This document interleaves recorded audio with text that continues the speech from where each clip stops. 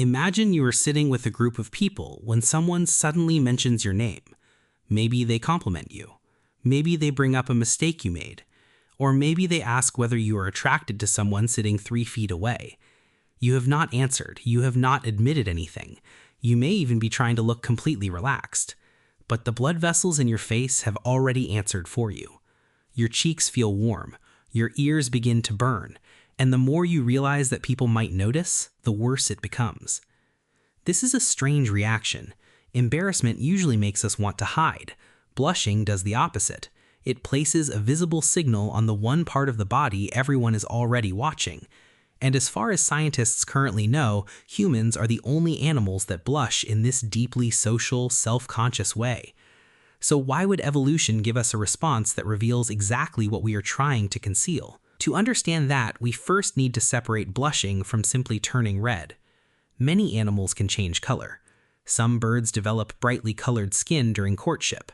Certain primates have areas of exposed red skin that can reflect fertility, status, arousal, or changes in blood flow. Other animals become flushed when they are hot, aggressive, excited, or physically active. But that is not necessarily the same thing as a human blush. A human can turn red because someone praised them in front of a room, because they pronounced a word incorrectly, because they were caught looking at someone, or because they suddenly imagined that everyone was judging them, even when nobody actually was. The important difference is not just the color, it's the apparent trigger, awareness of another person's attention. A blush begins when blood flow increases through vessels close to the surface of the skin. It's controlled by the autonomic nervous system, the network responsible for many bodily reactions we do not consciously command. You can pretend not to care. You can tell yourself to remain calm, but you cannot simply order those blood vessels to stop widening. And that lack of control creates a frustrating loop. First, something draws your attention. Then you feel your face becoming warm. Then you worry that everyone can see it. That worry creates even more arousal, which may make the blush feel stronger. At that point, you are no longer embarrassed only by the original event. You are embarrassed by the visible evidence of your embarrassment. But why does the reaction appear most clearly on the face? The face is unusually important to human social life. It's where we search for identity, attention, emotion, intention, and threat. Long before someone explains what they feel, we look at their eyes, mouth, posture, and skin for clues. A change on the face is difficult for other people to ignore. That seems like terrible design when you're the person turning red, but from the perspective of everyone else, it may provide useful information. Imagine that someone spills a drink on you. They quickly apologize, but their voice sounds flat and their expression does not change. Now imagine the same person apologizes while looking visibly embarrassed. Their posture contracts, their gaze drops, their face begins to redden. The words may be identical, but the second apology can feel more genuine. Why? Because words are easy to control. A person can say, "I'm sorry," whether they mean it or not. They can imitate the correct tone and arrange their face into the expression they think you want to see. A blush is harder to manufacture on command. Its involuntary nature may make it valuable as a social signal. It can suggest that the person recognizes what happened, understands how it looks, and cares about the reaction of everyone involved. That doesn't mean a blushing person is automatically honest.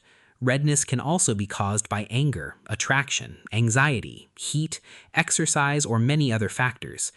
And a blush doesn't prove that an apology is sincere.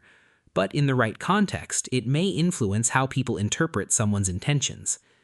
Experiments have found that visible blushing can sometimes improve how observers judge a person after an embarrassing mistake or minor social violation.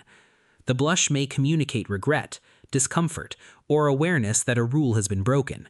In other words, it may help repair the exact social damage that caused it.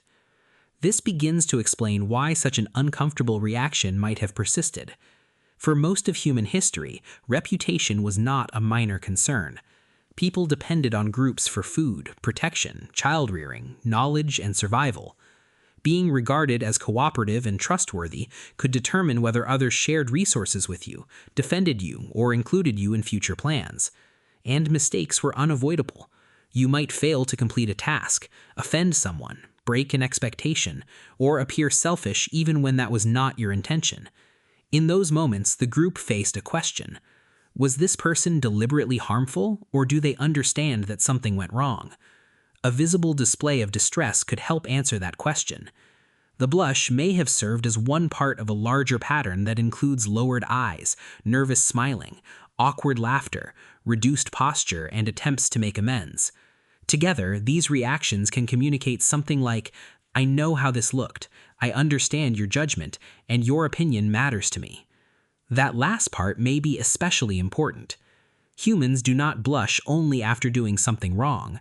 People blush when they receive praise, when they are singled out, when someone discovers a romantic interest, or when attention suddenly exposes something personal. The common thread may be unwanted social attention. For a moment, you become intensely aware that you exist inside other people's minds. They are forming an image of you, and you cannot fully control what that image will be. This is why tripping over a chair alone usually feels different from tripping over the same chair in a crowded room. The physical event is identical. What changes is the presence of an audience, or even the imagined presence of one. Blushing seems connected to our unique ability to view ourselves from another person's perspective. Humans constantly monitor not only what is happening, but what other people think is happening. Did they misunderstand me? Do they think I am incompetent? Did they notice where I was looking? Do they believe I did that on purpose? This ability supports cooperation, empathy, teaching, reputation, and complex culture. But it also creates embarrassment, shame, social anxiety, and the painful awareness that we are always open to interpretation. Blushing may be one physical consequence of living inside that social world.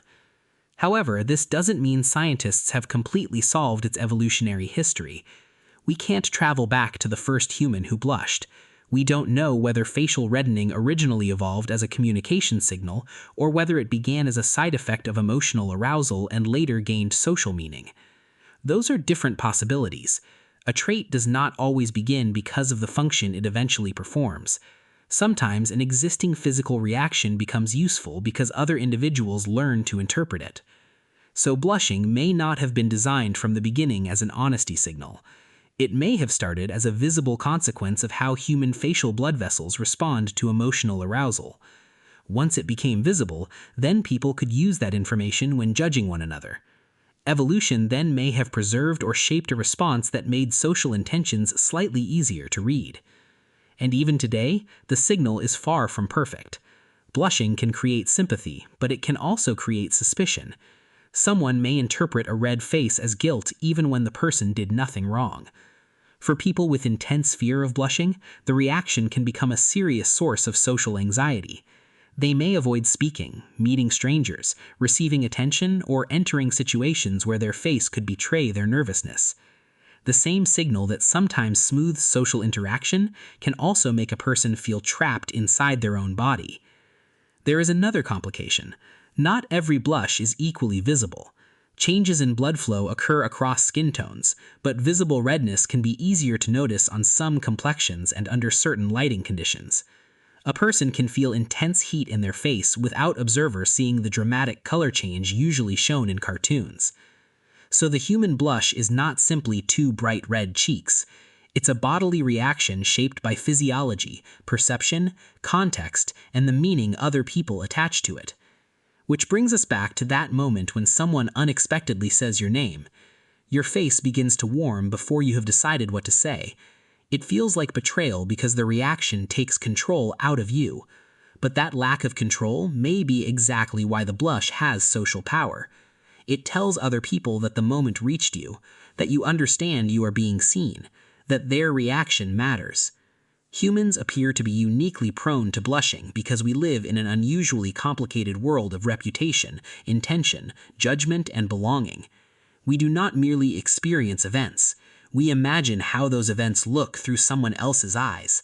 And sometimes, before we can hide what that awareness does to us, it appears on our face.